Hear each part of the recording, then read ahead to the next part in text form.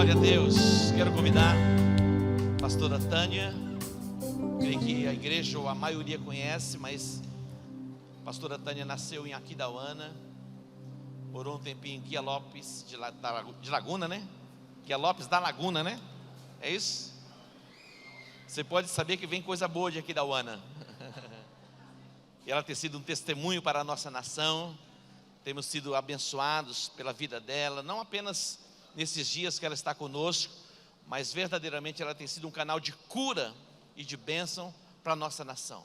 Então abra o seu coração, receba tudo aquilo que Deus tem para a sua vida e seja feliz. Diga para o teu irmão, seja feliz, muito feliz. Deus que te abençoe. Olha, ele liderou, hein? Diz que não tem hora para acabar. Glória a Deus.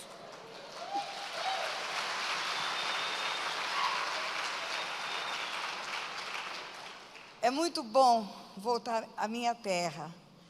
É muito bom reencontrar amigos queridos. E é muito bom ver os frutos daquilo que Deus fez quando eu passei aqui outras vezes.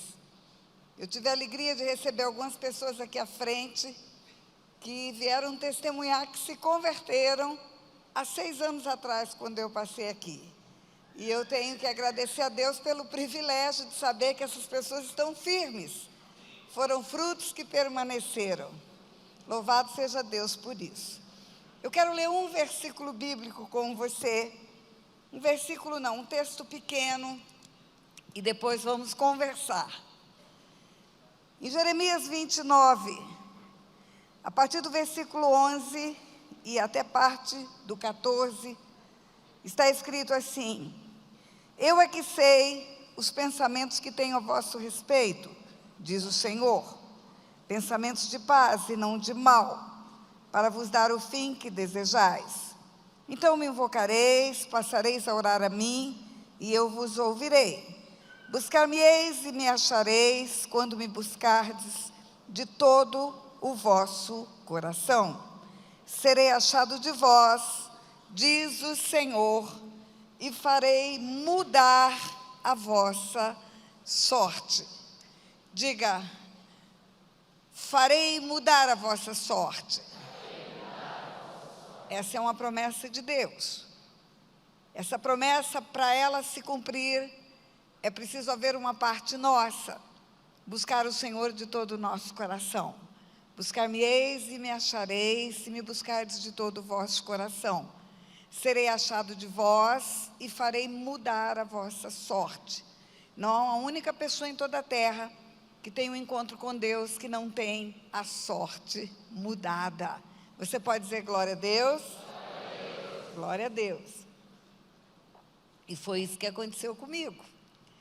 Eu quero contar um pouco da minha história e eu não vou contar todos os detalhes, eu vou contar detalhes novos aqui nesse lugar. Contar a minha história lá em Hagashiura, no Japão, tem um sabor. Contar a minha historinha aqui da Aquidauana tem outro sabor. Em Campo Grande tem outro sabor. Em Guia Lopes é a minha terra, é a minha terra. Estar aqui falando de coisas que você conhece fica tão mais fácil para mim. E eu nasci em Aquidauana, o pastor já disse, o apóstolo já disse. Eu nasci em Aquidauana em 1948. Eu já sou uma sexagenária, né? Eu tenho 68 anos.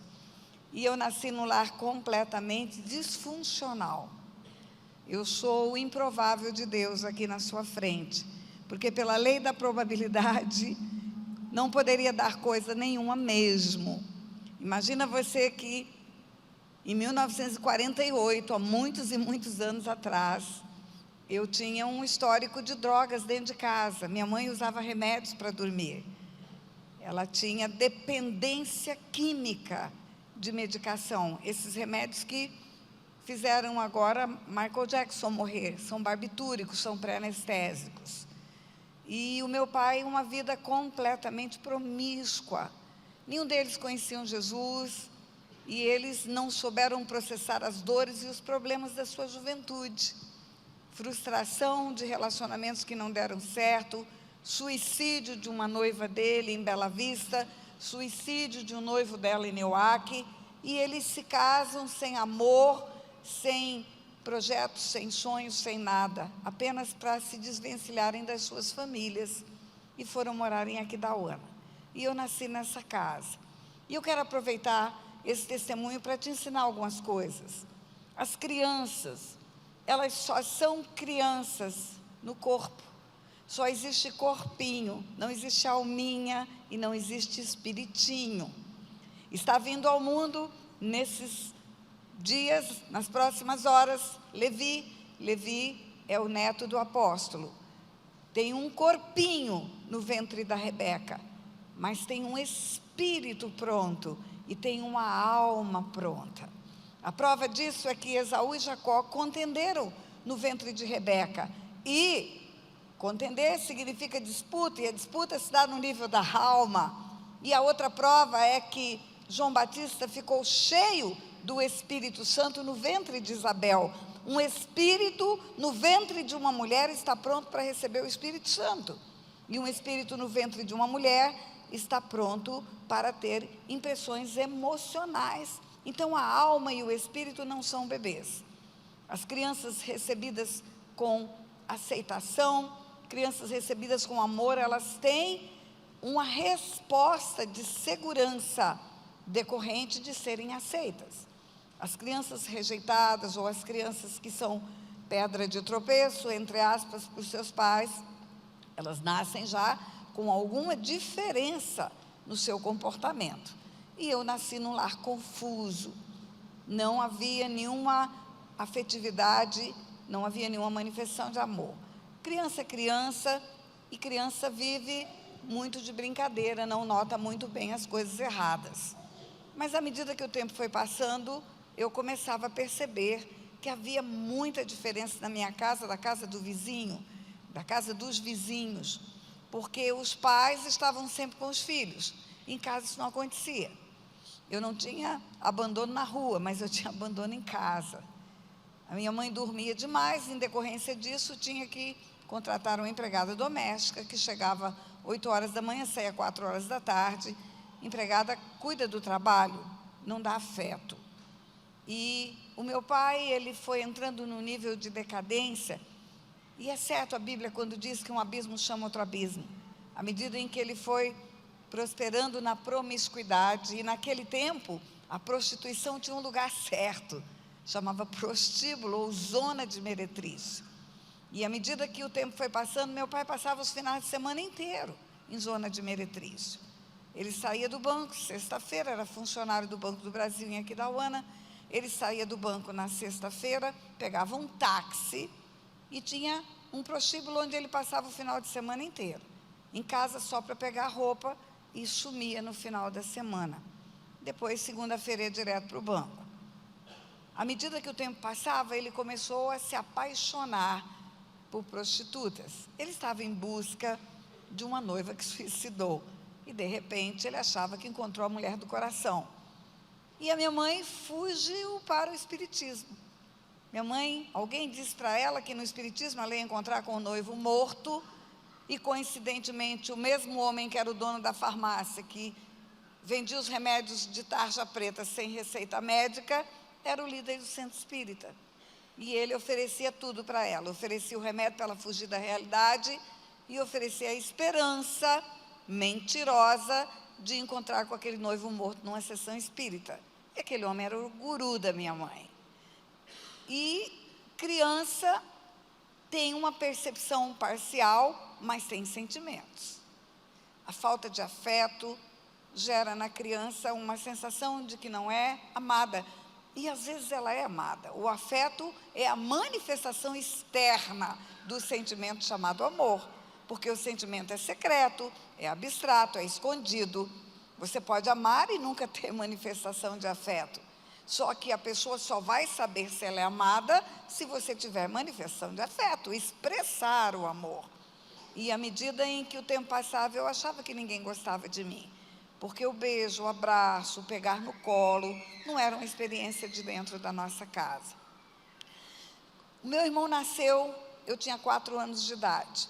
E quando nasceu o meu irmão, virou o meu brinquedinho. A vida passou a ter um sabor diferente.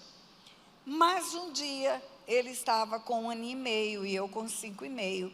E nós estávamos no quintal, na parte da tarde, depois que a empregada foi embora. E havia antigamente poço de água no fundo do quintal, cisternas. E aí tem água encanada na cidade, a cisterna perde a razão de existir e as pessoas de juízo fazem um tampo, colocam um tampo de concreto e acaba com aquele vão ali no fundo do quintal. Mas lá em casa ninguém tinha juízo e aquele tampo ficou aberto, mesmo tendo água encanada na casa, e a empregada começou a entulhar aquele poço com lixo doméstico. Demora anos para entulhar um poço com lixo doméstico. E começou a proliferar ali aranhas e todo tipo de inseto, e eu tinha pavor daquele poço. Tudo para criança é exagerado, é proporcional ao tamanho dela. As crianças pequenininhas olham para a gente, olhando para o alto, nos veem como gigantes. E tudo é grande. E um dia estava brincando com meu irmão no fundo do quintal, e ele jogou alguma coisa lá dentro e ele tentou resgatar. Até hoje eu não sei o que é, mas eu sei que eu com 5 aninhos e um pouquinho, eu vi o meu irmão debruçado naquele poço, quase caindo dentro do poço, e eu corri, grudei pelas pernas. E aconteceu algo na minha vida naquele dia. Eu escrevi um livro, um pequeno livro sobre a minha história. O livro chama Drogas, Docinhos e Abuso Sexual. Tem aí, nós trouxemos um pouco.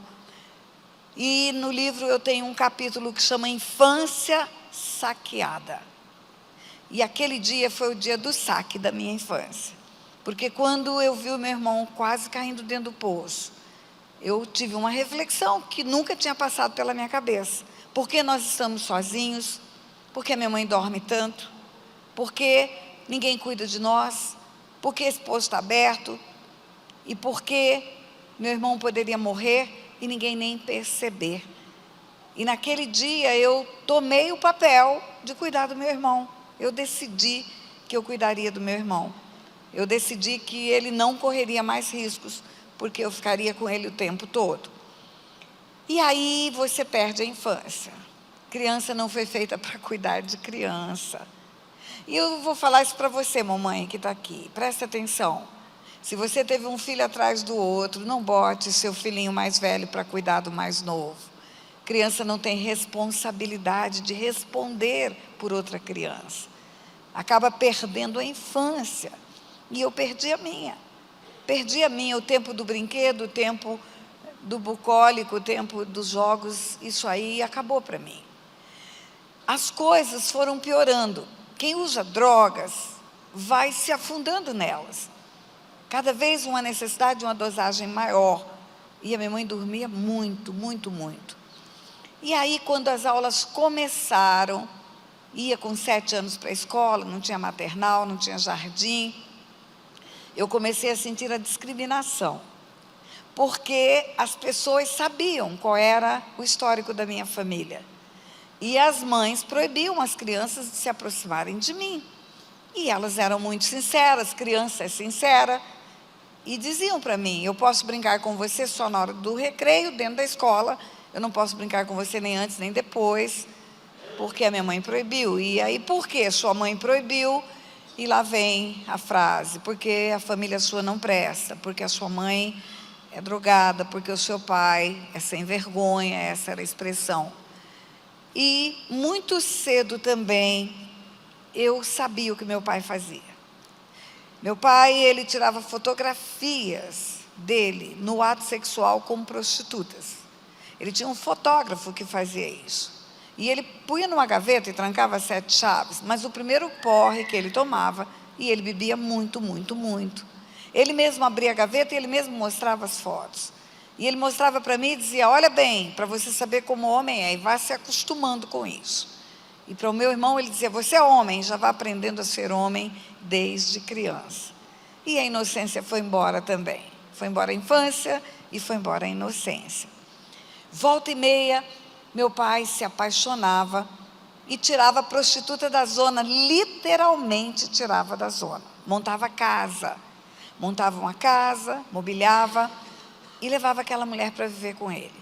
E ele dizia para minha mãe sempre a mesma história. Ele arrumava a sua mala, punha em cima da cama, enchia com as suas roupas de linho, bonitas. A palavra alinhado vem de roupas de linho. Calças de linho, camisas de linho, ele muito perfumado. E ele dizia para minha mãe, eu vou embora porque eu encontrei uma mulher que eu amo.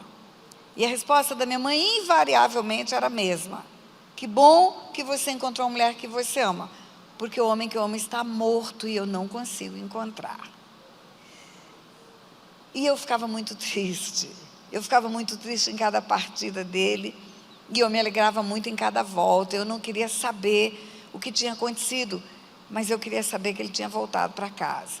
Agora, havia um gráfico das minhas notas. Cada vez que meu pai ia embora, as notas iam lá para baixo. Cada vez que meu pai voltava, as notas subiam. Havia um ponto de alegria. O homem que vendia drogas para minha mãe me tratava muito bem, muito bem. E deixa eu fazer um parênteses para te ensinar algo. A figura paterna, ela tem um papel da maior importância na casa. Os dois têm, os dois. Hoje eu falo não só de paternidade, mas de maternidade de Deus também. A mãe representa o Espírito Santo na sua casa, ela é a consoladora. Ela é aquela que revela o Pai. Ela tem um papel de importância espiritual. Mas o papel paterno, a cobertura espiritual de uma casa, o teto espiritual, é o pai. Quando o homem está vivendo promiscuidade, quando o homem está vivendo adultérios, quando ele está vivendo uma vida de pornografia, internet, esse teto espiritual está furado. E as crianças da casa são atacadas por espíritos de promiscuidade. Muitas crianças têm precocidade na sua sexualidade por causa disso. Muitas crianças sofrem abuso sexual por causa disso, por causa da falta de um teto. E a figura paterna, ela tem o papel de firmar a sexualidade das crianças. Deus Pai forma macho e fêmea. A Bíblia diz isso. Deus formou o homem à sua imagem e semelhança, macho e fêmea os formou. Está em Gênesis, capítulo 5. Macho e fêmea os formou. E ele delega para o pai, o papel de fixar essa identidade. E aí nós pensamos que a mamãe ensina a menina a ser feminina e o papai ensina o menino a ser masculino, mas não é verdade. A figura paterna ensina as duas coisas. Imagina um homem bom, um homem íntegro, um homem correto, um homem de caráter, um homem provedor, um homem atencioso com seus filhos, amoroso. O menino olha para esse modelo de pai, ele vê um herói, ele vê um modelo a seguir. E ele pensa no seu inconsciente, quando eu crescer eu quero ser um homem igual ao meu pai. E a identidade sexual masculina tem agora um modelo a ser seguido. E a menina, quando ela olha para esse mesmo modelo de homem bom, íntegro, provedor, protetor e amoroso, ela não vê um herói. O menino vê um herói, ela vê um príncipe. Ela vê alguém que vai ser o modelo de quem ela quer conquistar. E toda menininha, você pergunta para ela que tem esse paizão, pergunta a ela, quem é o seu namorado? Ela diz, meu pai. Com quem você quer casar? Com o papai. Porque ela tem uma referência de alguém a ser conquistado. E aí você vai entender por que quando uma mãe chega para uma criança e fala, você está linda? Para uma menininha o efeito é 5. Mas quando um pai chega e diz, você está lindo, o efeito é 10. Ela fica toda boba com o elogio do pai. Uma vez uma pequenininha num casamento disse para mim assim, ela viu o casamento, viu a celebração, e aí sentei com ela na mesa depois, na recepção, e ela disse para mim assim, olha, no dia do meu casamento, eu vou estar tão linda, tão linda, tão linda, que quando meu pai entrar e me ver, ele vai desmaiar. Aí eu imaginei na cabeça dela o noivo é o pai. E havia um homem, que era o homem que vendia drogas para minha mãe, que era a minha referência masculina. Enquanto eu não tinha o afeto do pai, aquele homem tinha afeto para mim. Não tinha uma vez que chegava naquela farmácia porque eu ia comprar a droga para minha mãe. Não tinha uma vez que não chegava naquela farmácia, em Aquidauana, que aquele homem não tinha uma balinha, não tinha um docinho para oferecer. Por isso o livro chama Drogas Docinhos. E o livro chama Drogas Docinhos e Abuso Sexual. Porque aquele homem me cevou. Aquele homem me cevou. E aos 9 anos de idade, aquele homem foi o meu abusador. Eu confiava nele. Uma vez, eu tenho os cabelos crespos. Imagina hoje, esse cabelo está domado. Imagina esse cabelo no passado. Sem mãe para pentear, sem creme, sem finalizador, sem shampoo. Desse tamanho. E um dia eu estou indo para a farmácia para buscar o remédio, e uns meninos começaram a debochar de mim, me chamando de Juba de Leão, Juba de Leão. E eu cheguei chorando na farmácia. E aquele homem falou: por que você está chorando? Eu falei: porque me chamaram de Juba de Leão. E ele passou a mão no meu cabelo, ele falou: você não tem juba de leão, você tem cachinhos dourados. É isso que você tem.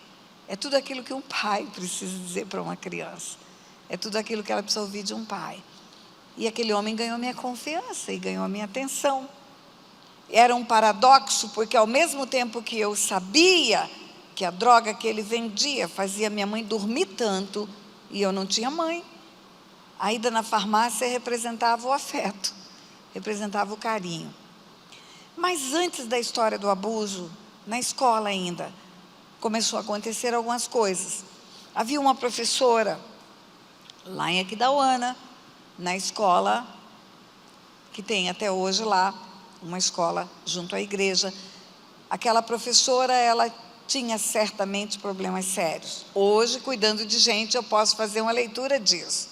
Quando você encontra uma pessoa que fere todo mundo, que briga com todo mundo, que quer arrebentar todo mundo, você pode saber que ela tem uma ferida no peito enorme, que não foi tratada, e que ela bate para não apanhar. Essa é a verdade. E aquela freira me pegou para vítima. Hoje você escuta falar de bullying, de colegas de escola. Aquela mulher era quem me fazia o bullying. Ela me pegava de uma forma atroz. E hoje também, fazendo a leitura do passado, eu posso entender. Porque eu era uma criança desprotegida. Nunca mãe levou na porta da escola. Nunca esteve numa reunião de escola. Nunca o pai compareceu numa reunião de pais. Então, eu era uma criança desprotegida, um alvo fácil. E havia, na minha história, uma disfuncionalidade de família. Uma criança que a mãe e o pai têm uma estrutura saudável, ela tem um desempenho escolar. E uma criança que não tem essa estrutura familiar, ela tem dificuldade de aproveitamento. E aí uma tarefa não vem completa, e aí uma prova não tem bom resultado. E eu comecei a escutar daquela professora: você é burra. Você é burra, você só pode ser burra porque todo mundo fez e você não fez. E as palavras, você ouviu hoje o apóstolo dizer, as palavras são decretos, as palavras são sementes no mundo espiritual. E uma palavra de autoridade, ela se torna uma verdade na cabeça de uma criança. Você é burra, você é burra, você é burra, e eu comecei a acreditar que eu era burra, porque realmente eu tinha deficiência escolar muito grande. E não tinha ninguém para dizer: você não é burra, você apenas não tem uma mãe que te ajuda na tarefa escolar. Você tem um pai que saiu de casa e você está insegura. Nada disso ninguém dizia. Então, a única palavra que ficava era: você é burra, e eu comecei a acreditar nisso. E também havia um outro fator: eu não tinha mãe para cortar a unha. É mãe que manda a criança escovar dente. É mãe que manda a criança pentear cabelo, fazer limpeza no ouvidinho. E eu não tinha quem fizesse isso. A minha mãe estava muito preocupada com a dor que tinha, com a saudade que tinha, com os problemas que tinha. Empregada não faz isso. E aí, um dia, eu acho que roupa suja de café que cai na blusa, porque é mãe que manda trocar, eu escutei: você, além de burra, você é porca. Você é muito porca. E vira verdade. Não tem ninguém para dizer, não, você não é porca, você precisa de cuidados, porque uma criança não se cuida sozinha. Um dia eu não fiz a tarefa, todo mundo fez, a classe inteira, e como castigo, eu fui colocada de pé, de costa para a turma, com papel A4 nas minhas costas, escrito, eu sou burra, e eu fui obrigada a escrever 40 vezes do quadro negro, eu sou burra, eu sou burra, eu sou burra. E foi um caos aquilo na minha vida, porque as crianças brincando, fazendo zombaria, jogando papelzinho, fazendo ruído de burro, e a hora não passava, eu acho que durou uma eternidade, aquele tempo que eu escrevi. E a partir daquele dia eu comecei a desenvolver um tique nervoso. Todas as vezes que aquela professora chegava perto de mim, eu não conseguia controlar minhas mãos. Havia um copinho na escola, eram argolinhas, que você levantava o copinho e enchia de água. E depois você bebia água e baixava, virava uma fitinha aquele copo. E um dia aquela professora chega perto e eu derrubo aquele copo com água e molho o chão todo. E aquela mulher bota a mão na cintura e fala em alto e bom som. Ela não se dava satisfeita de falar comigo, ela queria que todo mundo ouvisse. E ela disse, além de burra e além de porca, você está banada, você não vai dar para nada. Tudo que você pega, você derruba. E aí nem roupa vai poder lavar, nem passar, nem fazer nada na sua vida. E os decretos vão se firmando. Eles vão encontrando um coraçãozinho receptivo para eles. E eu comecei a acreditar nisso. Burra, porca, está banada. Burra, porca, está banada. Chegou um dia, meu pai ia e vinha, ele amigava com prostitutas e voltava para casa. E um dia ele conseguiu uma adição no Banco do Brasil. A adição era um temporário afastamento para outra cidade. E ele foi adido para uma cidade distante e ficou 6 meses lá. Saiu de Aquidauana e foi para São José do Rio Preto. E 6 meses longe de casa. Antes ele alugava casa para as prostitutas nas imediações da nossa casa. E aí era fácil para pedir um material escolar a hora que precisava, era fácil para suprir uma necessidade extra. E agora ele estava longe, e começa o ano letivo, e vem a primeira lista de material escolar, e minha mãe não tinha dinheiro para comprar. O armazém, a farmácia, a padaria, o açougue, fazia uma venda fiado, tinha uma cadernetinha onde anotava. Mas a livraria não tinha. E aí não pode comprar o material escolar, vem o primeiro pedido, vem o segundo, terceira lista vem com observação, não entra se não tiver material escolar. E aí eu bati o pé, não vou, eu já era muito humilhada, e aí chegar sem material escolar e ter que voltar da porta da escola, seria pior. Então eu bati o pé que não iria, e minha mãe mandou chamar um tio meu, eu não sabia que tinha um tio. O fato da minha mãe ser como ela era e do meu pai ser como ele era, afastou a família. Eu não sabia quem eram os meus parentes. Eu não conhecia o meu avô. A minha avó eu vi uma vez só, eu tinha 9 anos de idade, só uma vez. E eu não achava que tinha família.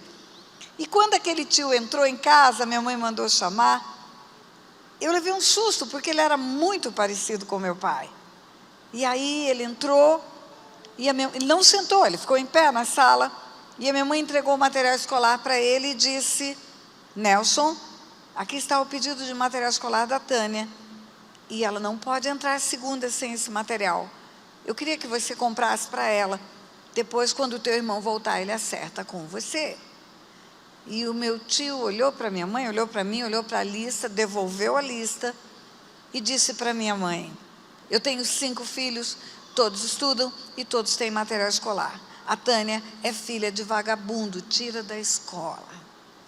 Virou no calcanhar e foi embora. E eu olhei para minha mãe, lágrimas correndo no rosto dela. Eu senti um mal-estar muito grande, eu não fiquei com raiva dele, eu não tinha raiva das prostitutas, mas eu tive muita dó da minha mãe.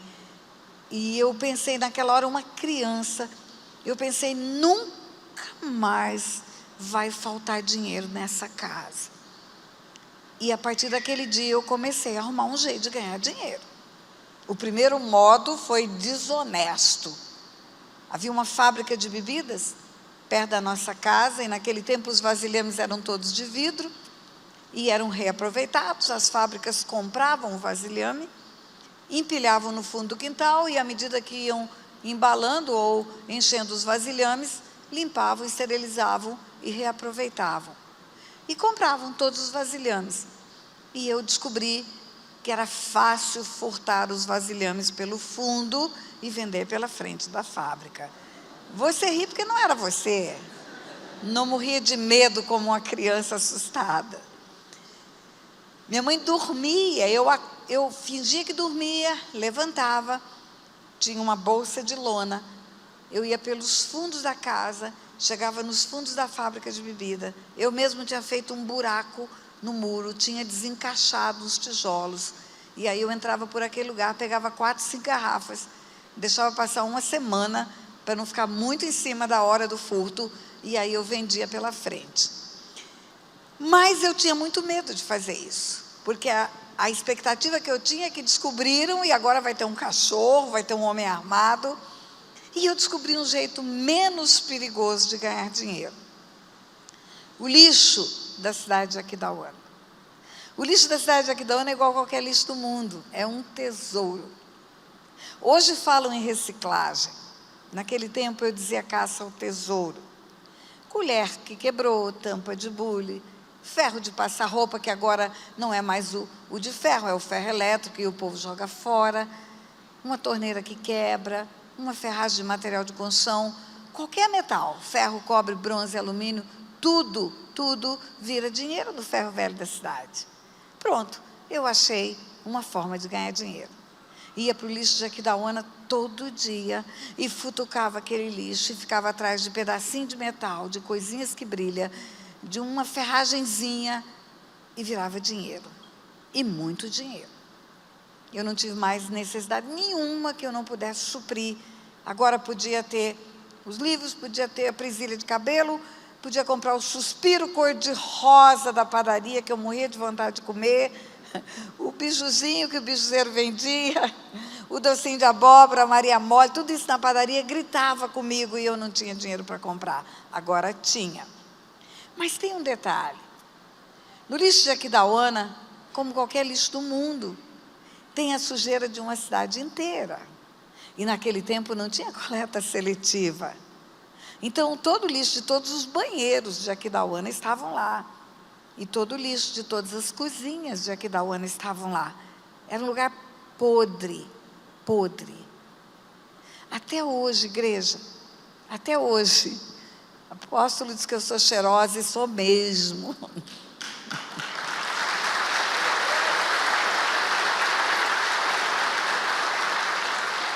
Até hoje, se eu estiver sentado na sala da minha casa, assistindo um filme, e tiver um lixo no filme, eu sinto o cheiro do lixo de Aquidauana. Até hoje, se eu passar no meu carro, vidro levantado, e tiver lixo na rodovia, eu sinto o cheiro do lixo de Aquidauana. Aquele lixo ficou na minha alma. E eu falo que Deus não tira esse cheiro da minha alma, da memória emocional, para eu nunca me esquecer de onde Ele me tirou. Me lembrar da graça e da misericórdia que me alcançaram. E aí, porque tem sujeira, tem doença, mancha no rosto, vermes, mal-estar, barriga inchada, enfim, mau hálito. O primeiro exame que eu fiz para detectar esses vermes foi quando eu fui me casar. Quando o médico olhou o resultado, ele falou: menina, aqui tem verme que eu só vi em livro de medicina. Tinha 18 qualidades de verme. E o meu pai todo lindo, todo alinhado, todo perfumado. E eu sabia que ele vivia todo arrumado, todo perfumado.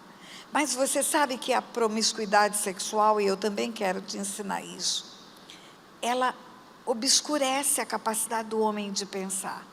Eu falo que o homem obcecado pelo sexo promíscuo, ele fica enfeitiçado. Ele não tem capacidade de perceber o mal que ele está fazendo para sua filha, para sua esposa, para as pessoas que o cercam. E eu tenho certeza que meu pai não via. E aí acontece o abuso sexual com 9 anos de idade. Uma criança abusada sexualmente, ela muda o comportamento. Eu era até então uma criança sujeita a a agressividade das pessoas e ficava encolhida e ficava ofendida. A partir do abuso, eu passei a ser a ofensora. Eu fiquei rebelde, eu fiquei insuportável. Eu já não esperava mais a professora me ofender, eu ofendia a professora. E com isso, o meu aproveitamento escolar piorou. Já era ruim, e aí piorou muito. Eu reprovei 2 anos, eu repeti 2 anos na escola. Quando uma criança repete de ano, a turma para a qual ela vai tem uma idade inferior à dela. Então, ela chega com o estigma de ter que se dar muito bem, porque ela já é repetente. Mas a minha vida continuava igual, e eu continuava saindo mal na escola. E aí, agora, é burra ainda na turma atrasada. Um dia alguém falou, só pode ser retardada, essa menina só pode ser retardada. Porque já há 2 anos, numa turma mais nova do que ela, e ela não consegue desenvolver. E aí eu achava que era retardada mesmo. E aí, um dia, 12 anos de idade, cheia de problemas, mas cheia de dinheiro, eu vou com meu irmão para a praça de Aquidauana, comprar sorvete e dar voltas na praça. 2 anos de repetição já, então eu já tinha um atraso escolar de 2 anos. Com 12 anos, naquela praça, aconteceu algo terrível. Eu estava com um sorvete nessa mão, segurando na mão do meu irmão, e o meu irmão com o sorvete na outra mão, então nós estávamos de mãozinhas dadas, e o sorvete na mão livre, e alguém me empurrou. Eu não sei o que aconteceu, eu sei que eu fui impulsionada para frente, e no impulso, o sorvete foi na frente e bateu no traseiro da mulher, que estava na minha frente. As pessoas davam voltas na praça, era um fute, não tinha WhatsApp, não tinha rede social, não tinha telefone celular, era uma piscadela na volta da praça, né? Um bilhetinho, um olharzinho, e eu dando volta no sentido das mulheres, o meu sorvete pegou no traseiro da mulher que estava na minha frente. Quando aquela mulher sentiu o gelo, ela passou a mão e ela olhou. Quando ela olhou e viu que era sorvete que ela tinha na roupa dela, que ela vira para trás e o resto do sorvete escorrendo pela minha mão, não tinha como não dizer que não era eu. Aquela mulher começou a berrar naquela praça. Ela não falava, ela gritava. E ela começou a gritar, só podia ser você, coisinha, filha de ninguém. Você não tem educação, e uma menina que tem educação não tem que sair de casa. Você não tem educação porque a tua mãe está lá drogada em cima de uma cama. E o teu pai? Teu pai está no meio das pernas das prostitutas. Você não tem nem pai nem mãe para te ensinar. Você não devia andar no meio de gente. Isso aos gritos. E começou a juntar gente em qualquer lugar do mundo. No Rio de Janeiro fala, foi um barraco. Em qualquer lugar do mundo, quando alguém faz um escândalo, junta gente. E começou um pessoal a parar em volta. E eu olhava para as pessoas e eu tinha expectativa que alguém dissesse, fui eu, foi sem querer, não é culpa dela. Mas ninguém dizia nada. E aí, eu fui humilhada naquela praça. Peguei meu irmão, corri pela mão, cheguei em casa, minha mãe dormindo, como sempre, dormindo como estava no dia do abuso. Eu voltei do dia do abuso e eu contei para ela, ela não acreditou. Ela precisava confiar naquele homem que era o guru, para continuar tendo drogas e continuar tendo a frequência ao centro espírita. E agora era a história da ofensa, da humilhação em praça pública. Uma criança de 12 anos humilhada em praça pública. Mas quando aquela mulher começou a gritar, toda a minha história, o que era de fato a minha história, eu fiquei apavorada, porque eu achava que pouca gente sabia do que acontecia comigo. Eu achava que aquela história sórdida de drogas, de promiscuidade, era algo secreto ali da minha família. Mas aquela mulher na praça pública deixou muito claro que era conhecido por toda a cidade. E eu cheguei em casa, entrei no quarto e falei, mãe, você sabe o que acabou de acontecer agora? Isso. E eu falei, eu ouvi de uma mulher que eu não tenho mãe, que a minha mãe está drogada em cima de uma cama, que eu não tenho pai, que meu pai vive no prostíbulo, que não tem ninguém que cuida de nós, que nós não temos educação, que nós não devíamos andar no meio das pessoas. E sabe o que é o pior, mãe? É que tudo isso é verdade. Tudo isso é verdade. Aquela mulher não disse uma palavra que não fosse verdade. E eu entrei num processo de depressão com 12 anos de idade. O que é a depressão? É um estado emocional que você não reage o suficiente para superar. Não tem a resiliência para se levantar. A depressão pode ser do corpo, da alma, do espírito. Do corpo pode ser uma deficiência hormonal. Da alma, sofrimentos repetidos, perdas excessivas e uma capacidade de vencer insuficiente. E pode ser espiritual, pode ser espíritos de morte. Abortos geram depressão espiritual. Mas, enfim, a minha depressão era reativa. E eu entrei em depressão com 12 anos de idade. Eu queria morrer. Entrei dentro de um quarto e eu saía daquele quarto para comer, para tomar banho, não quis mais estudar. Eu que já tinha reprovado 2 anos, fiquei 2 anos agora sem estudar. E a única coisa que minha mãe dizia, essa menina é esquisita. Essa menina está muito esquisita. E aí eu estava com 14 anos, 2 anos enfiado naquele quarto. Meu pai chegou do trabalho, chegou do banco, casa pequena, sem forro. E ele disse uma palavra diferente aquele dia. Porque ele sempre dizia, vou-me embora, vou viver com a mulher que eu amo. E a minha mãe sempre respondia, que bom que você encontrou a mulher que você ama, porque o homem que eu amo está morto e eu não posso encontrar. E naquele dia meu pai chegou e disse, nós vamos embora. Nós, mas a palavra sempre era eu vou. E eu escutei meu pai dizer nós, e a minha mãe falou, nós vamos para onde? E ele disse, nós vamos para Guia Lopes da Laguna. Eu concorri a uma gerência, eu ganhei, vai ser inaugurada a agência de Guia Lopes da Laguna do Banco do Brasil, e eu tenho que ir com a minha família, a exigência do banco mudar com a família. Até a casa do gerente está sendo construída do lado do banco. E quando eu escutei aquela frase, aconteceu comigo a perspectiva do futuro, o sonho do futuro. Eu comecei a pensar, nós, então minha mãe vai, eu também vou, meu pai não está indo embora sozinho, nós vamos para lá e lá não tem a farmácia do abuso sexual, lá não tem a praça da humilhação, não tem a ponte do rio Aquidauana que eu quis me jogar no dia do abuso sexual, enfim, não tem a escola da vergonha de reprovações sucessivas. Então pode ser que tenha algo novo lá para nós. E eu até imaginei, lá talvez minha mãe pare de se drogar, e talvez o meu pai pare de ser como ele é. E fomos para Guia Lopes da Laguna, nós mudamos para lá, mais ou menos no mês de outubro, eu com 14 anos. E tudo continuou igual. Meu pai encontrou outros homens promíscuos, ele tinha uma Rural Williams, ele mandava Rural em Aquidauana buscar as prostitutas e fazia numa chácara, no final de semana, os bacanais, ele e os homens de dinheiro da cidade. A minha mãe achou outro farmacêutico que fornecia os mesmos remédios para ela. Achou centro espírita, achou tudo. Mas eu me determinei. Eu tinha saudades da escola, eu tinha saudade de sair na rua, e eu me determinei. Eu vou fazer diferente. Se eles quiserem fazer o que eles sempre fizeram, eles fazem, mas eu vou fazer diferente. E eu rapidamente comecei a me relacionar com meninas da cidade, com vizinhas da cidade.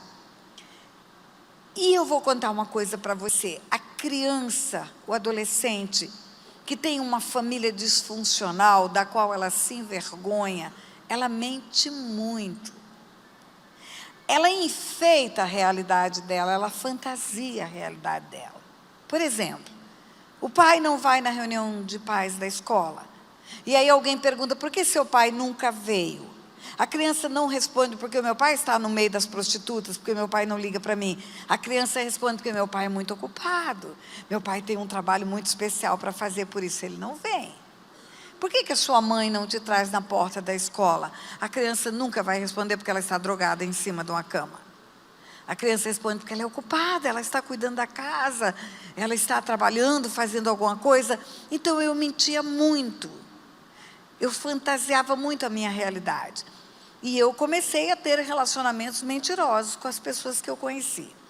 E aí um dia, a menina de quem eu me aproximei mais, ela pergunta para mim, mudamos outubro, novembro, estava chegando Natal. Ela pergunta, vai ter festa de Natal na sua casa? E eu respondi, esse ano não. Todo ano tem, mas esse ano não. Nunca teve, nunca teve, nunca teve, nunca teve.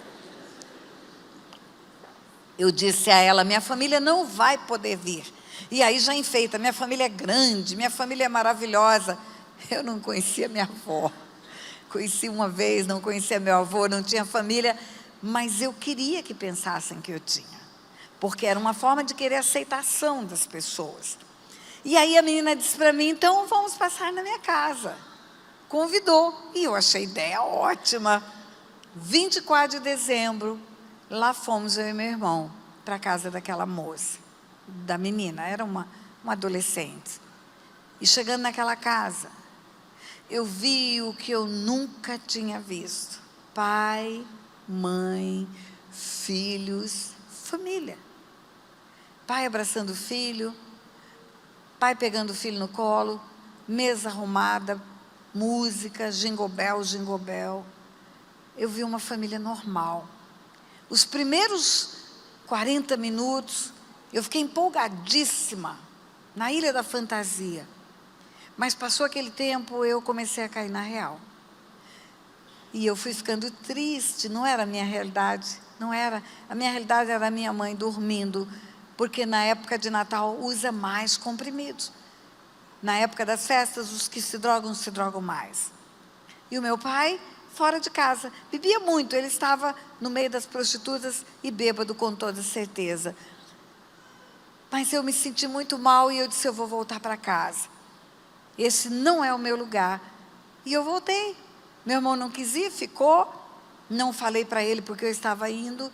E à medida que eu fui caminhando, Guiar Lopes da Laguna é pequeno hoje, imagine, há tantos anos atrás.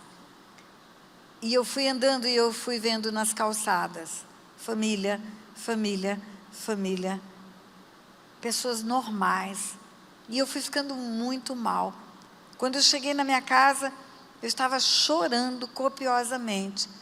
Entrei na casa, eu escutei voz de homem e de mulher. E aí meu coração ficou alegre, porque eu pensei, primeiro Natal que meu pai e minha mãe estão juntos. Eu imaginei eles estar em casa e eles estão conversando. E eu corri para o quarto. E a minha mãe estava sozinha, dormindo. Com o passar do tempo, o uso da droga, dormir demais, ela foi ficando muito gorda. E ela estava dormindo de barriga para cima, roncando. Eu beijei a testa da minha mãe, ela não acordou. Tamanho era o estado de droga que ela estava. Aí eu voltei para a sala. Quando eu voltei para a sala, é que caiu a ficha. Pastor Otto disse que eu não posso falar caiu a ficha. Que caiu a ficha é coisa de velho. Porque ficha é coisa de orelhão, não existe mais. Eu caí em mim. Quando eu voltei para a sala, eu caí em mim. Eu olhei para o meu quarto. A porta estava encostada, mas havia luz na resta da porta. A luz da sala apagada era fácil você ver. E era lá do quarto que vinha a voz. Meu pai e uma mulher. E eles riam muito. Eu não precisava abrir aquela porta para saber o que estava acontecendo ali. Eu não precisava abrir aquela porta para saber que meu pai estava tendo sexo com uma mulher dentro do quarto. Eu sabia desde pequenininha, quando via as fotos que ele mostrava. Mas quando eu bati a mão na maçaneta daquela porta, que eu vi os dois nus em cima da minha cama, eles já tinham feito sexo, eles estavam conversando. Eu acho que eu fiquei endemoniada. Eu perdi a compostura, perdi o juízo, perdi a razão. Eu queria matar o meu pai. Foi uma explosão. Eu não tive raiva da mulher. É interessante como Deus blindou meu coração para não odiar pessoas. Mas eu tinha muita raiva dele. Eu comecei a gritar e eu corri na cozinha, peguei uma faca, eu queria matar o meu pai. E quando eu voltei da cozinha, a mulher já tinha se enrolado num lençol e tinha ido embora. Porque eu comecei a gritar, eu te mato, seu desgraçado, eu te mato. E ela fugiu. E ele botou a cueca e ele estava tentando botar a calça, ele estava no meio da sala, quando eu voltei, com a faca na mão, uma faca grande, e eu queria fincar em qualquer lugar. Eu dando golpes no ar com aquela faca, ele segurou meu punho e impedia que encostasse nele, porque ele esticava o braço e eu dava golpes e não conseguia tocá-lo, e eu chutava por baixo e eu gritava muito, muito, muito. Eu sei, olhando para aquela cena hoje, que um tapa dele me jogaria no meio daquela sala, mas ele só se defendia, e eu berrava tudo que estava no meu coração. Aí minha mãe acordou. Quando a minha mãe acordou, eu comecei a gritar com ela também, porque na minha cabeça era uma confusão. Eu não sabia se ele ia para o prostíbulo porque ela se drogava, ou se ela se drogava porque ele ia para o prostíbulo. Eu não sabia de quem era a culpa. E eu comecei a gritar com ela, você é responsável também, porque se não tivesse com a cara cheia de remédio, dormindo, você não ia ver que ele está com uma mulher no meu quarto, na minha cama. E brigava com ele, brigava com ela, e eu comecei a falar tudo que eu vivi até aquele dia, até o abuso sexual. Porque quando eu sofri o abuso, pior do que aconteceu no meu corpo, foi o que eu ouvi da boca daquele homem. Ele falou, e agora você cala a sua boca, porque ninguém vai acreditar em você. A sua mãe precisa de mim, porque se ela parar de usar os remédios que eu vendo para ela, ela morre. E o seu pai, cadê o seu pai? Você não tem pai, seu pai vive com as prostitutas. E foi isso que eu escutei. E aí eu comecei a gritar isso no dia de Natal. E eu disse, sabe o que eu escutei? Sabe o que um homem fez comigo? E eu contei os detalhes aos berros. E eu disse, sabe o que ele disse? Que eu não tenho pai, e não tenho mesmo, porque até hoje a única coisa que você sabe fazer é se enfiar no meio das pernas de umas prostitutas. E qualquer lugar do mundo, quando tem escândalo, junta gente. O vizinho da direita, o vizinho da esquerda, o vizinho da frente, o vizinho de trás. Imagina uma menina gritando, eu mato, e aos berros, e a mãe gritando, não mata. Foram lá ver quem que está querendo matar. Quando eu dei por mim, a sala estava cheia de gente. Eu perdi a noção do que eu estava fazendo. A sala lotada. E eu olhei para aquelas pessoas. E eu caí em mim, eu falei, o que que eu fiz? Lá em Aquidauana, na praça, foi uma mulher que me expôs diante das pessoas. Agora aqui na minha sala, eu é que estou contando a podridão da minha história. E quem que vai querer ser minha amiga mais? Quem que vai querer andar comigo? Quem que vai conversar comigo? Quem que vai querer casar comigo? Se eu gritei em alto e bom som o que me aconteceu naquela farmácia em Aquidauana. E eu vi o estrago que eu tinha feito. Larguei a faca, corri para o quarto e cortei os 2 pulsos. Naquele tempo usavam um aparelho de gilete que a gente montava e tirava a gilete inteirinha. E era fácil cortar com aquela gilete.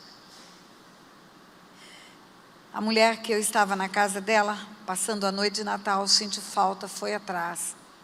E chegou nessa hora, na minha casa. Foi quem socorreu, quem levou para costurar os punhos. Quando eu voltei daquele pronto-socorro, eu não encontrei ninguém mais em casa. Minha mãe tinha ido dormir, ela deve ter tomado todos os remédios que tinha. Meu pai sumiu. Os vizinhos, cada um na sua casa. Eu falo que até hoje eu não sei se eles conseguiram ter festa de Natal depois de tudo que eles escutaram. Eu não sei o que eles experimentaram, mas eu sei o que eu vivi aquela noite. Quando eu voltei do pronto-socorro, eu passei o resto daquela madrugada, sentada na minha cama, fazendo planos de vingança. Hoje, cuidando de pessoas, eu sei que não era plano de vingança, que era grito de socorro. Os meus planos eram assim: eu não presto para nada, para nada, para nada. O que precisa da cabeça, eu sou burra. O que precisa da mão, ninguém vai da casa para eu limpar. Eu não presto nem para morrer. Eu tentei me matar e não consegui. E a partir de hoje, ninguém vai olhar para mim com respeito. Porque depois de tudo que eu falei, que todo mundo escutou, acabou o respeito. E aí eu decidi, eu vou me tornar uma prostituta. Eu vou me tornar uma vagabunda. Eu vou me deitar com a metade dos homens de Guiar-Lopes da Laguna. E depois que eu me deitar com a metade deles, eu vou chegar para o meu pai e vou dizer: pai, o senhor gosta de prostitutas, não gosta? O senhor destruiu o seu casamento, destruiu a sua família. Por causa de prostitutas, o senhor ama muito elas, não ama? Pois o senhor pode me amar, porque eu sou uma também agora. Hoje, cuidando de pessoas, eu sei que isso era um grito de socorro. Eu sei que milhares de meninas que se jogam nos braços de todos os homens, elas estão procurando um peito de pai. Um peito de pai. E eu passei 4 dias, do dia 24 ao dia 28 de dezembro, fazendo planos de prostituição. Eu vou para os lugares onde tem pedreiros, eu vou para o lugar onde tem muitos homens juntos, os bares, os lugares onde tem, porque numa noite só eu posso dormir com 2, 3 de uma vez. E havia uma república, um lugar onde os funcionários do Banco do Brasil, solteiros, alugaram uma casa conjunto. E ali naquele lugar tinha uns 4, 5 funcionários. E naquela ideia maluca minha, eu pensei: eu vou começar por lá. Porque eu vou chegar para o meu pai e dizer: o senhor ama prostitutas, não ama? O senhor pode me amar, eu sou uma delas. E sabe aonde que eu comecei? Com os seus funcionários, para envergonhar ele. E bêbada, muito bêbada, 28 de dezembro eu fui para aquele lugar. Eu posso dizer para você que era assim, à beira do abismo. Eu estava à beira de um abismo naquele dia, literalmente caindo em queda livre. E ali naquele lugar tinha um homem de Deus. Deus me faz encontrar uma pessoa que me respeitou, uma pessoa que teve misericórdia de mim, que olhou para mim e não viu uma louca, olhou para mim e viu uma pessoa precisando de ajuda. O que me impactou naquele moço foi que eu tinha 5 anos quando eu comecei a ir para a farmácia para comprar drogas para minha mãe. Eu tinha 5 anos e eu tinha 9 anos no período do abuso. 4 anos, aquele homem me viu, aquele homem teve o meu carinho de criança e aquele homem não me respeitou. E agora eu tinha 14 anos, corpinho formado, e eu me ofereço para um rapaz que não tinha que ter compromisso nenhum comigo, que podia se aproveitar daquela situação. E olha bem para mim, se eu sou bonitinha hoje, imagina eu com 14 anos. Assobia, pode assobiar. Brincadeira, mas aquele homem, ele tinha um diferencial. Ele tinha o Espírito Santo dentro dele.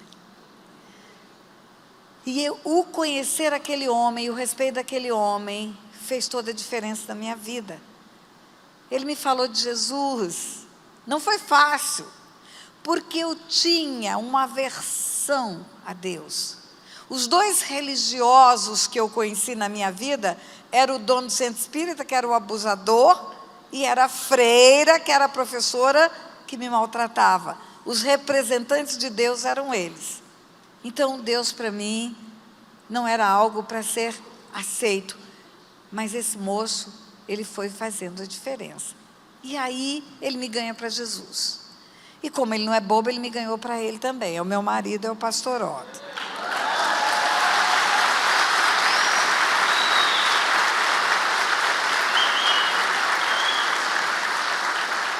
E aí eu me casei com 16 anos. Eu conheci com 14, com 16 eu estava casada. E eu vou contar uma história. Eu falei para o apóstolo que eu ia contar algo que eu nunca contei em lugar nenhum para dar o meu testemunho. Vou contar hoje. O Otto é de Assis, interior de São Paulo. E eu fui para Assis casada. Pela primeira vez eu saí de Mato Grosso do Sul. Naquele tempo ainda não tinha dividido. Pela primeira vez eu saí daqui para uma cidade. E eu era bicho do mato. Eu era casca grossa. Você imagina uma menina que vivenciou tudo isso que eu vivenciei. O Otto foi a minha referência, mas ele teve muita paciência comigo. Eu fui aprendendo até o jeito de falar corretamente. E aí eu vou para Assis, interior de São Paulo. O Otto era de Assis, um jovem crente, nascido no Evangelho, e vem tomar posse do Banco do Brasil em Mato Grosso do Sul, ou Mato Grosso naquele tempo, Guia Lopes da Laguna, e volta casado. E se ele é lindo hoje, imagina ele com 24 anos, né? Nós temos 10 anos de diferença. E o Otto era um partidão no meio da igreja. As meninas olhavam para o Otto e imaginavam, cada uma delas, que seria escolhida por ele. Quando passa no Banco do Brasil, então, aí ficou um partidaço, né? E vai para Mato Grosso do Sul e volta casado. E o primeiro dia meu na igreja lá, muito, mas muito deslocada, muito sem lugar para mim, todo mundo me olhando dos pés à cabeça. E chega uma irmã do Otto e fala para mim: você está vendo aquelas meninas ali? Aquelas meninas todas tinham esperança de casar com o Otto. E aí elas estão lá examinando você e querendo fazer gracinha com você. E eu estava enterrada em cova rasa ainda. Eu estava morta, mas ainda estava com o pezinho de fora. E chegaram as meninas para fazer gracinha. E aí chega uma que era assim a mais desenvolta e fala assim: o Otto teve que arrumar uma mulher em Mato Grosso. Aquele tempo era só Mato Grosso. Parece que não tem mulher aqui em Assis. E eu respirei fundo, com o dente trincado, e eu falei: não, tem sim, mas ele me escolheu. Ele foi me escolher lá em Mato Grosso. Aí ela voltou à carga. Ela disse assim: mas lá tem muito mato, não tem? Esse nome Mato Grosso é porque deve ter mato.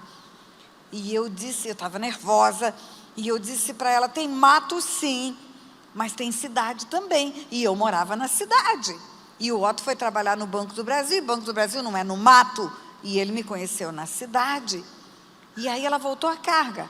Ela falou: mas tem muito índio lá, não tem? E eu já tremendo falei: tem índio sim, mas os índios ficam nas aldeias, tem lugar certo para eles. Aí ela falou: e tem onça marruá, e tem onça lá, não tem? Aí eu disse para ela: tinha uma marruá, sou eu. O Otto me escolheu e você não se meta comigo, porque você não sabe com quem você está se metendo.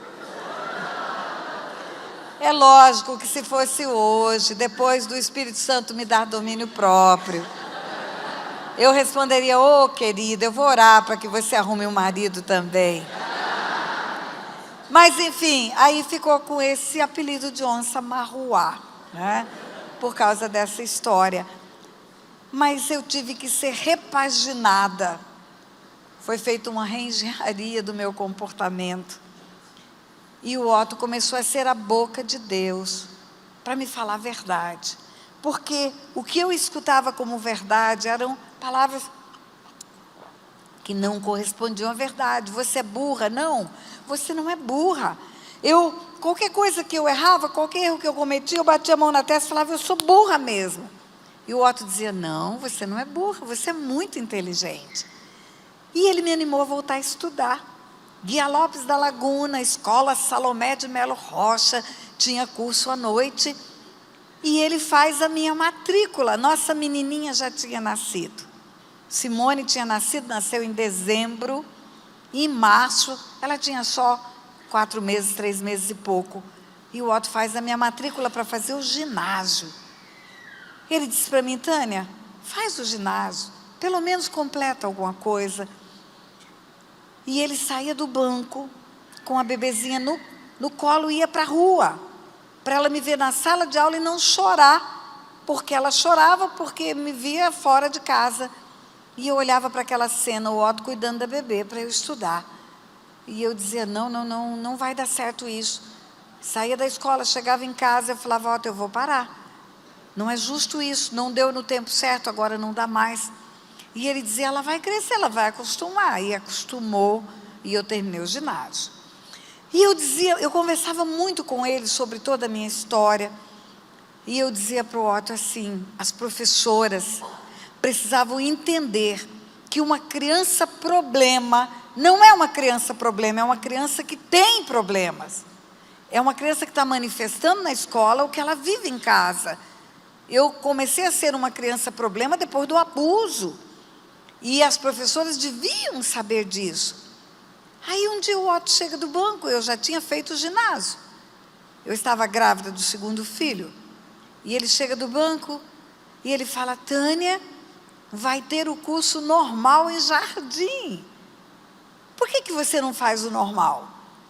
Você falou que as professoras deviam cuidar das crianças, que elas deviam ter um olhar diferente para as crianças. Por que você não estuda e não vai dar aulas? E eu disse para ele, mas agora já ficou para trás o tempo que era fácil para mim, agora eu estou barriguda. Ele disse, leva a barriga para a escola. E eu levei a barriga para a escola e eu fiz o normal. Aí eu fui dar aula. Queridos, vocês não têm ideia a paixão que foi para mim dar aulas. Eu vou fazer um parênteses para te contar o que vai acontecer amanhã. Lá em Guiar-Lopes da Laguna, amanhã, eu vou me reunir com ex-aluninhos meus, de anos e anos atrás. Nós vamos passar o dia juntos lá amanhã. Vai ser sobrenatural, eu tenho certeza disso. E eu amei dar aulas, amei fazer diferença na vida dos meus alunos. Eu projetava na minha vida no magistério aquilo que eu não tive, que eu sabia que um aluno precisa. Dar a eles valor, fazer eles acreditarem em si mesmos, fazerem saber que eles tinham um potencial e que podia se transformar em grandes realizações. Mas chegou o dia de ir embora de Guiar-Lopes da Laguna. Otto foi transferido para Poxoréu e lá fomos nós embora. 8 anos eu dei aula. Primeiro Guiar-Lopes da Laguna e depois Poxoréu. Para mim era a realização plena. A menina burra dando aula, a menina que não vai dar para nada, sendo um referencial para os seus alunos. Mas um dia o Otto chega do banco lá em Poxoréu. E ele fala para mim, Tânia, nós vamos embora. Eu disse, vamos para onde? Para o Rio de Janeiro. E o que nós vamos fazer no Rio de Janeiro? Você vai fazer uma faculdade. Ele falou, é um desperdício você não continuar a estudar. E a ideia me agradou, porque se eu fizer pedagogia, se eu fizer administração escolar, eu vou poder ter uma escola minha. E fomos para o Rio de Janeiro. Eu achava que era fácil arrumar emprego lá em qualquer escola, porque eu tinha 8 anos de experiência aqui no Mato Grosso, que ainda não tinha dividido 8 anos no estado e município. Então, pronto, 8 anos é uma bela cartela de experiência.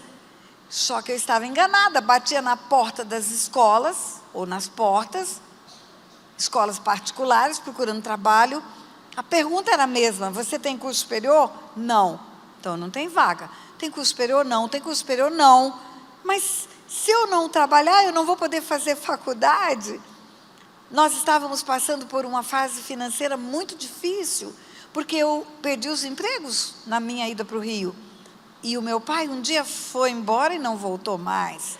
E meu irmão adoeceu, ele começou a usar drogas. Meu irmão enlouqueceu. O meu irmão passou aqui em Campo Grande, naquela clínica psiquiátrica que tem aqui, praticamente 5 anos internado, fora da realidade. E nós aqui ajudávamos minha mãe, nós aqui ajudávamos o meu irmão. Enfim, o dinheiro era curto, a despesa era grande. O aluguel em Mato Grosso, em Poxoréu, era desse tamaninho. O aluguel no Rio de Janeiro era uma fortuna. O dinheiro não dava para nada, eu precisava trabalhar urgentemente. As portas se fechavam. Um dia uma mulher foi sincera para mim.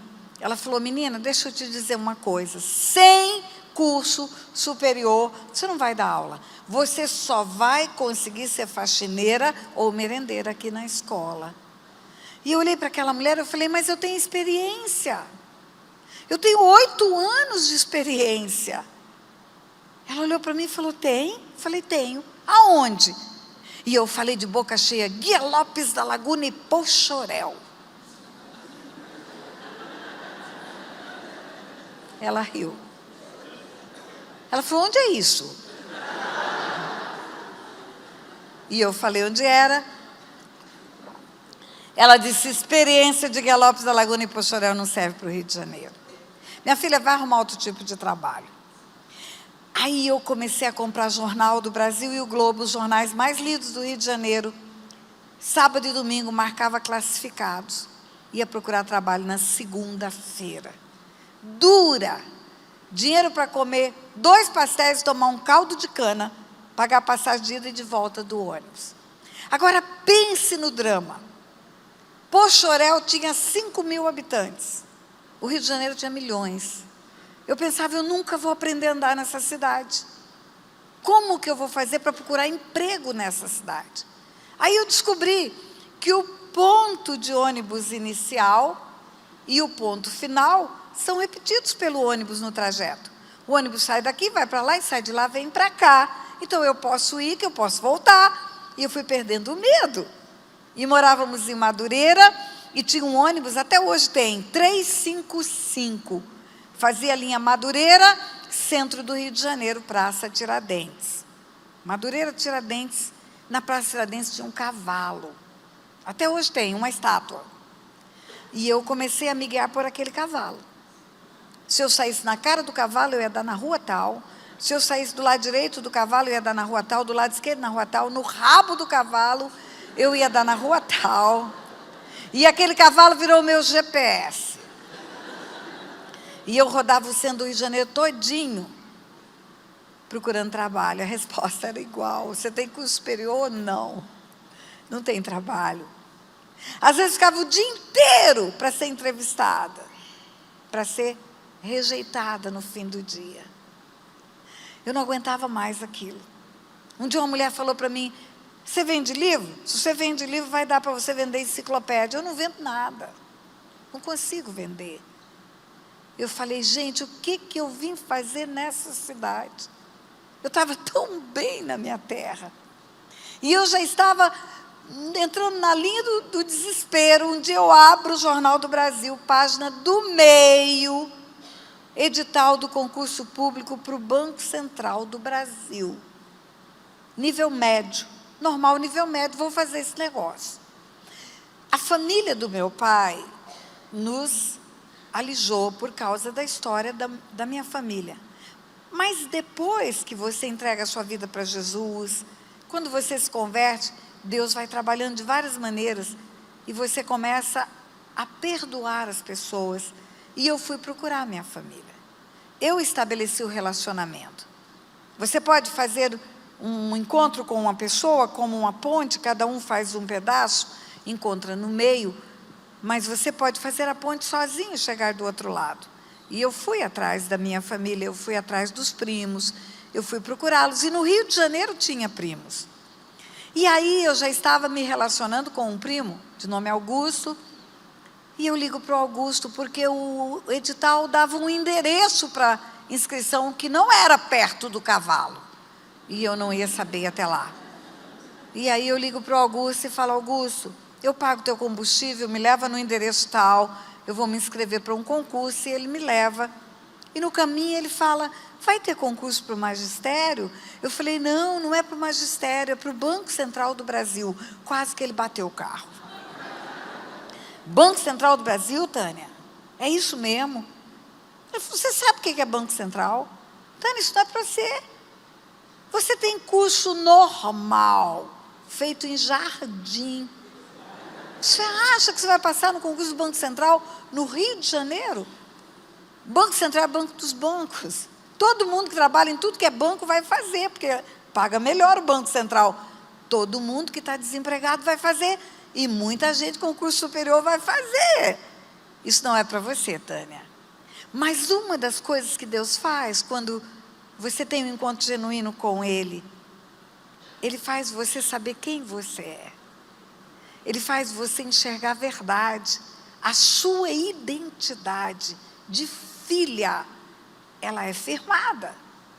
E eu já sabia disso. E quando o Augusto fala para mim, isso não é para você, eu disse para ele, se o meu pai quiser, eu vou passar. E o meu pai celeste, é claro. E eu passei no concurso. Passei. Queridos, vocês não têm noção.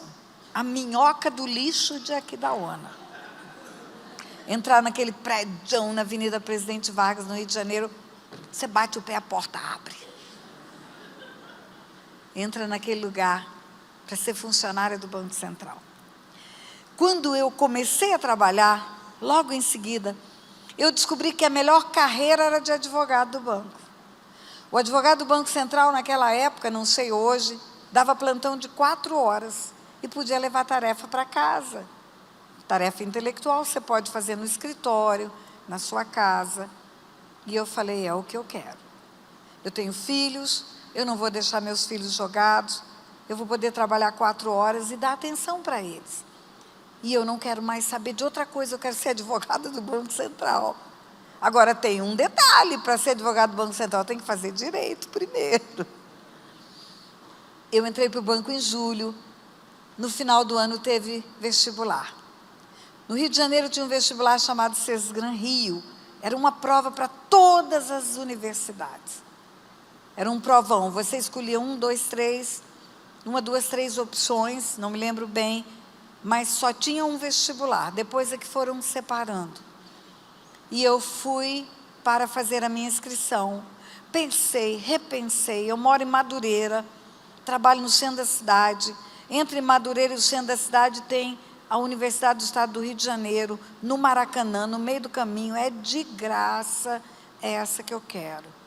E tem mais, eu quero de manhã, porque eu vou fazer meio expediente no banco, vou entrar meio-dia, eu posso fazer faculdade de manhã, porque eu não quero fazer faculdade à noite, eu quero encontrar meus filhos em casa. E aí eu fiz a minha inscrição, uma opção, o UERJ, de manhã. Meu primo Augusto era advogado. Aí eu liguei para ele, Augusto, novidade, esquece esse negócio de dar aula, eu quero ser advogado do Banco Central e eu vou fazer o vestibular para direito.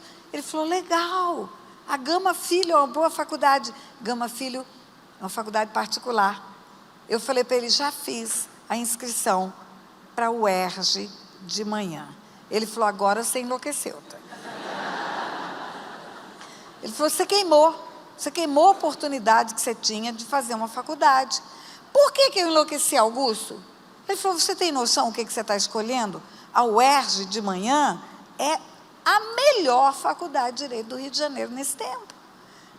Quem estudou desde o maternal no São Bento Santo Antônio começou a falar de escolas boas.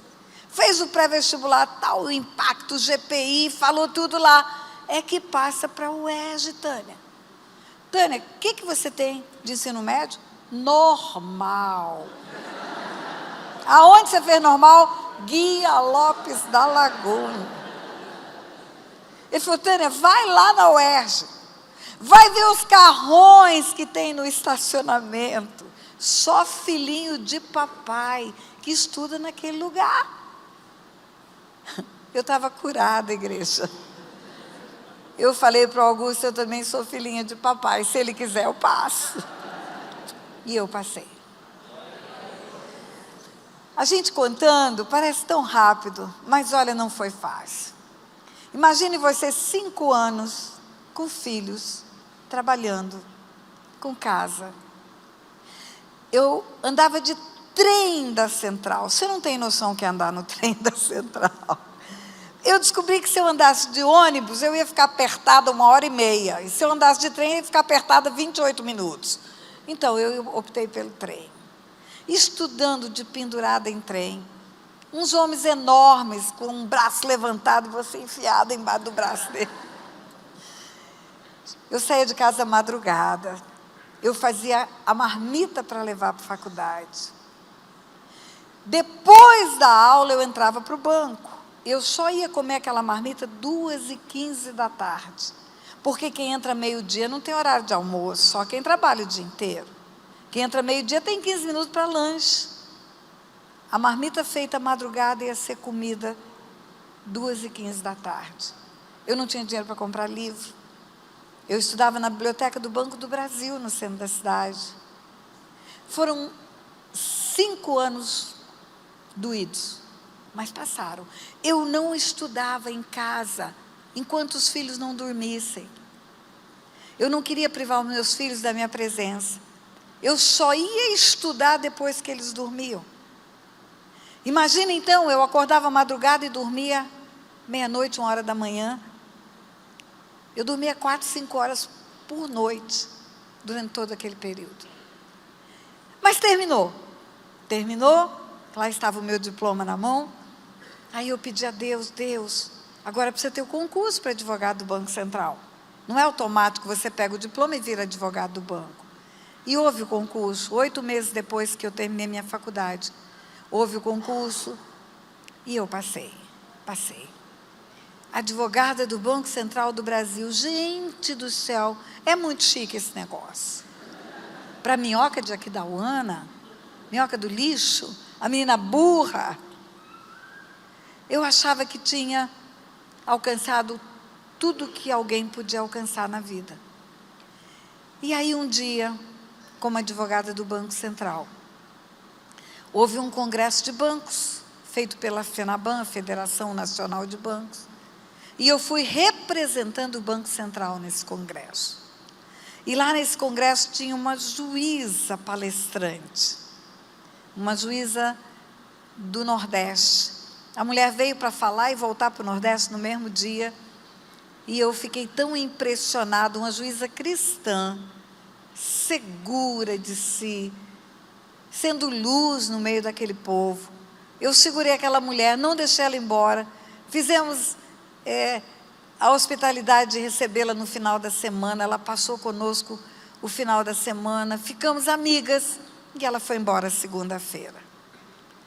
Passados uns 3 meses, eu estava com pouco tempo de advogada do banco, eu recebo um envelope pardo na minha mesa. Eu fazia advocacia consultiva no banco, era consultora de uma diretoria, fazia pareceres para aquela diretoria, gabinete chique, bonito, bem arrumado. Eu recebo aquele envelope na minha mesa. E eu abri aquele envelope pardo e tinha um edital de um jornal, o Diário Oficial, o edital do concurso público para juiz federal, juiz do trabalho, área trabalhista, juiz federal. E eu olhei aquele edital, depois que eu vi que tinha um cartãozinho pequenininho grampeado, e no cartãozinho tinha uma pergunta. Ela escreveu, por que não tentar? E fez uma interrogação. Só isso. O nome dela e uma pergunta. E eu abri aquele envelope, eu olhei para aquilo, e eu falei, peraí, deixa eu ver se eu estou entendendo. Doutora Maria Conceição está me desafiando a fazer concurso para juiz. É isso? E eu, pensando sozinha, falando comigo mesma, eu dizia, meu Deus, seria maravilhoso isso no tempo certo. Se eu tivesse estudado como todo mundo estudou, enquanto está na casa do papai, tendo tempo para fazer um cursinho, para preparar para um concurso. Concurso para juiz é muito difícil. Tem gente que faz 10 concursos para conseguir passar. E eu pensei, e o tempo já passou. Igreja, eu já era avó. A minha filha estava grávida do 2º filho já. Eu fechei aquele envelope, levei para casa. Contei para o Otto, falei, Otto, você não acredita o desafio que a doutora Maria Conceição fez comigo. Olha só. E eu repeti tudo aquilo que eu pensei, agora verbalizei. Falei, teria sido tão bom no tempo certo. Se eu tivesse podido fazer o meu ginásio, o meu curso de 2º grau, minha faculdade, no tempo da liberdade ainda de jovem. Ia ser uma boa isso. E o Otto olhou para mim com essa cara linda que ele tem. E ele falou, e por que não tentar? E eu tentei e eu passei no primeiro concurso que eu fiz.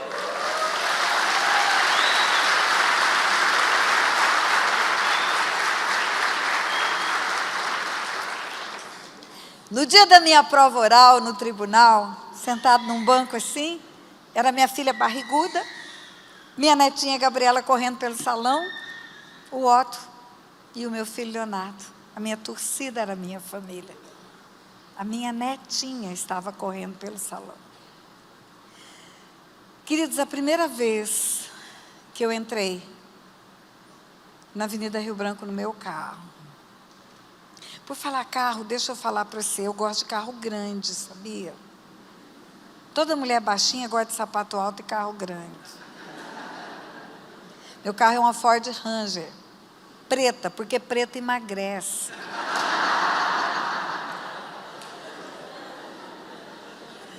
Primeira vez que eu entrei na Avenida Rio Branco no meu carro, a mesma avenida dos 2 pastéis do caldo de cana, a mesma avenida da humilhação, da vergonha. Quantas vezes eu fui envergonhada naqueles prédios ali. Quando eu virei a rua, Deus começou a falar ao meu coração. Deus falou, os meus pensamentos são melhores do que os seus. Os meus caminhos são melhores do que os seus. Eu é que sei os pensamentos que tenho a seu respeito. Se aparecesse um anjo de Deus no lixo de Aquidauana e falasse para aquela menina que eu era, menina, Deus tem uma virada na sua vida. Ele vai enviar um filho dele para falar do amor dele para você. Esse moço vai casar com você. Você vai estudar. Você vai ser juíza. Eu ia perguntar para o anjo, o que é ser juíza? E o anjo poderia continuar a falar. Você vai rodar os continentes da terra falando do amor desse Deus. Você vai cuidar de pessoas. Você vai cuidar de mulheres que foram abusadas sexualmente. Você vai restaurar a dignidade de muita gente, mostrando o valor que elas têm. Eu olhar para aquele anjo e ia falar, anjo, você está falando com a menina errada, no lugar errado. Porque eu acharia impossível isso. Mas eu quero dizer para você, não tem impossível para Deus. O texto que eu li para você é, me acharei se me buscardes de todo o vosso coração. Serei achado de vós e farei mudar a vossa sorte. Só Deus muda a sorte de uma pessoa. Você escuta muito falar em autoajuda. Hoje os escritores ganham fortunas vendendo livros de autoajuda. Eu quero dizer para você que autoajuda não muda a sorte de ninguém. A ajuda do alto que muda a sorte de uma pessoa.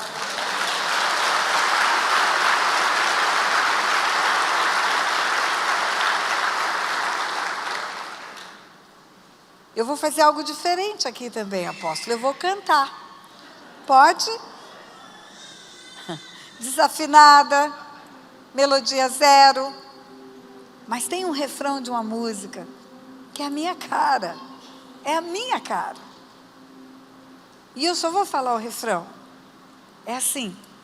Aquilo que parecia impossível, aquilo que parecia não ter saída, aquilo que parecia ser minha morte, mas Jesus mudou minha sorte.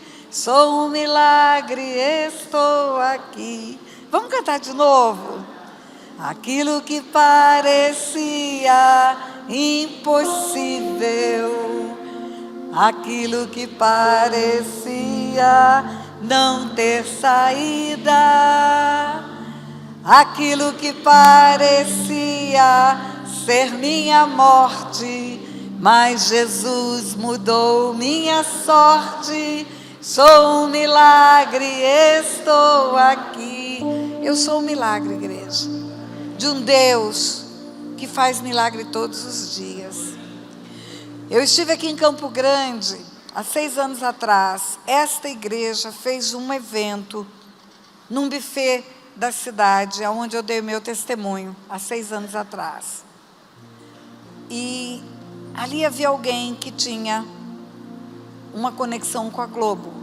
Era um repórter, eu não me lembro bem. E aquele homem me procurou.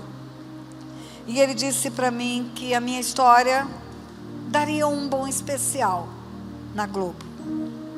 Que era uma história de superação. E certamente eu ganharia dinheiro se eu concordasse em vender a minha história. Ele me mandou um e-mail. Até hoje está registrado. E eu respondi para ele que eu autorizaria ele fazer a ponte com a Globo para levar a minha história, ou num especial, ou num Globo Repórter. A história da menina do lixo que vira uma juíza. Eu disse para ele, só que tem um detalhe. A minha história não é uma história de superação. A minha história é uma história de milagre. Então Deus não pode sair da história. Eu só concordo se Deus entrar na história, no lugar de honra da história. E aí a resposta dele foi: a senhora está querendo muito. Nós podemos contar com uma história de superação. E eu falei para ele, então não tem negócio. Porque é só Deus que pode tirar uma pessoa da situação que eu vivi e fazer essa pessoa ser curada, restaurada. Uma pessoa que não está dependendo de remédios, uma pessoa que não está dependendo de terapias e que ainda pode ser um instrumento para curar outras. Só Deus faz isso. E Ele continua fazendo. E Ele quer fazer com qualquer pessoa que quiser. Buscar-me-eis e me achareis, se me buscardes de todo o vosso coração. Serei achado de vós e farei mudar a vossa sorte. Tem muita gente tentando mudar a sorte pela força do braço. Tem muita gente tentando mudar a sorte por tratamentos. Só Deus muda a sorte de uma pessoa. E eu quero fazer algo aqui. Eu quero dois momentos ainda. Me desculpe pela demora. Eu quero fazer um convite. Aqui tem pessoas que estão precisando que a sorte mude. Tem pessoas que estão no fundo do poço. Pessoas que já perderam a esperança. Que não vem saída. Parece impossível a saída. Jesus pode virar esse jogo. Jesus pode entrar agora na sua vida e virar esse jogo. Ele pode mudar essa sorte. E se você quer isso na sua vida, levante sua mão onde você estiver. Vem cá, vem cá, vem cá. Você que está levantando a mão, vem cá. É muita mão levantada. Vem cá, vem aqui para frente. Vem aqui para frente. Venha, venha. Glória a Deus. Meu Deus, quanta gente. Tá. Quanta gente. Oh Deus.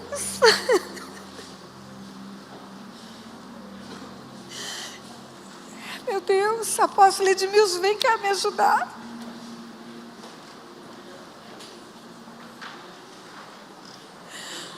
Ah, Deus, obrigada, Deus. Obrigada, Deus. Obrigada, Deus.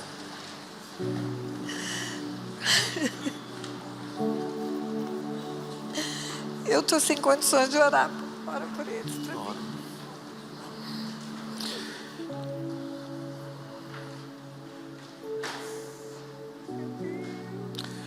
O Deus que realizou essa obra tão extraordinária na vida da pastora Tânia é o mesmo Deus que está aqui para realizar na sua vida. O mesmo Deus, uma obra tão extraordinária, começou com o encontro com Jesus. O encontro com Jesus, alguém que conduziu a Jesus, pôde marcá-la para viver este novo tempo. É o que Deus tem para cada um de vocês. Marcar vocês para este novo tempo. A nossa vida é uma vida de desafios mesmo. Desde a gestação, a concepção, o crescimento. Eu creio que até o último dia em que estivermos aqui na terra, nós vamos ter os nossos desafios. Muitos desafios. Mas com Jesus é diferente. Porque com Jesus sempre tem esperança. Com Jesus sempre tem possibilidades. E vocês estão aqui para serem marcados pela presença de Jesus, para romper os limites da natureza humana caída e reconectados ao trono da graça, para viver esta vida plena. Levante suas mãos aos céus. Nós vamos fazer uma oração e você vai orar comigo. Mas é a sua oração. É uma oração de entrega. É uma oração de entrega, uma oração de aliança, uma oração de pacto.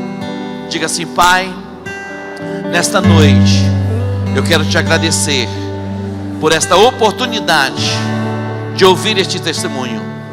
Eu abro o meu coração. Eu declaro com a minha boca que Jesus Cristo é o meu Salvador, é o meu Senhor. Eu entro numa aliança contigo e eu entrego a Ti todo o meu ser, sem reservas. Eu abro o meu coração para que o Senhor habite em mim. Perdoa, Deus, os meus pecados. Perdoa, Pai, as minhas iniquidades.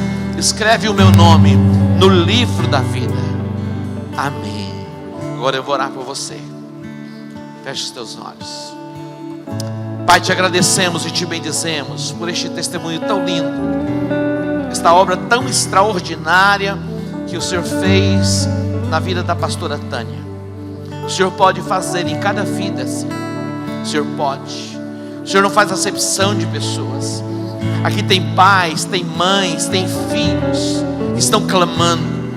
Atento, ó Deus, para o clamor de cada um dos teus filhos. Toma-os pela tua mão direita. Que o teu Espírito possa guiá-los, conduzi-los, dirigi-los em toda a verdade. Assim como o Senhor revelou a identidade de Simão, dando a ele uma nova identidade, como que uma rocha. Que os teus filhos recebam agora a marca de uma nova identidade, sabendo exatamente quem eles são em Cristo Jesus. Deus, as carências da alma, as prisões do passado caiam por terra agora. Recebe agora a marca do Espírito Santo, a marca de Cristo, para viver este novo tempo. Pai, traz cura sobre as emoções, traz libertação sobre o corpo. As cadeias da alma sejam quebradas e que os teus filhos se tornem plenos. Capacita-os, ó Deus, para a jornada. Capacita-os, ó Deus, para a caminhada. Sabemos que a caminhada muitas vezes é longa, é de desafios, mas que jamais eles retrocedam. Sejam posicionados, olhando para o alvo, olhando para Jesus, o autor e o consumador da fé. Pai, que estas vidas aqui no altar recebam a marca e sejam indesistíveis na chamada para servir ao Senhor e seguir os teus caminhos. Que os obstáculos, ó Deus, não os impeçam de chegar ao alvo. Capacita-os em o nome de Jesus. Diga amém. Diga amém. Dê um aplauso ao Senhor. Glória a Deus. Não saiam ainda. Eu quero fazer ainda uma oração. Eu vou pedir para o pessoal da mídia colocar os meus endereços aqui de YouTube, canal oficial, meu site, minha fanpage. Você tem acesso a vídeos e você tem condição de se comunicar comigo também. E também trouxe material. Quando você sair aqui, uma sala direita ali, tem muito material, inclusive o testemunho. Mas eu quero terminar fazendo uma oração por todos.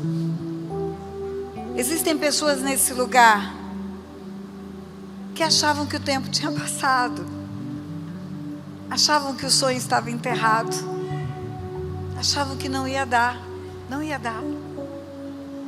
não vou conseguir. Pessoas que escutaram palavras de desânimo.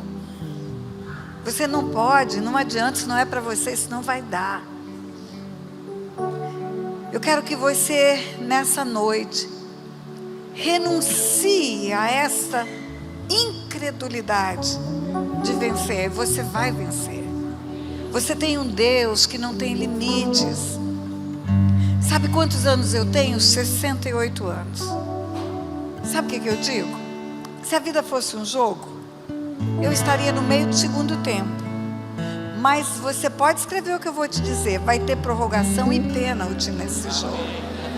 Ainda tem muita coisa para realizar. Eu tenho projetos enormes no meu coração. Eu não parei de sonhar. E eu não parei de conquistar. Então eu quero desafiar você que tem um sonho e que se esqueceu dele, a tirar ele da gaveta. Você que achava que não dava, que não ia conseguir, porque nasceu num lar pobre, porque nasceu num lar sem oportunidade. Ah, queridos, isso não é obstáculo para você chegar nos lugares aonde Deus quer te colocar. Creia nisso. Tem alguém aqui que tem sonhos esquecidos? Levanta a mão. Pois é, nós vamos trazer de volta isso. Nós vamos trazer, pode sonhar, porque vai acontecer. Nós vamos trazer de volta isso. Diga assim: Senhor meu Deus e meu Pai, eu creio que com o Senhor eu tudo posso. Eu creio que não há coisa impossível para o Senhor. O Senhor mesmo disse que não há nada maravilhoso demais para o Senhor. O Senhor está no controle de tudo. Aonde o Senhor planejou para mim, eu chegarei. O que o Senhor sonhou para mim, eu viverei. Diga: eu tomo posse da possibilidade. E a partir de hoje, eu caminho rumo à realização. Eu posso chegar aonde Deus estabeleceu. E lá eu chegarei. Em nome de Jesus. Amém.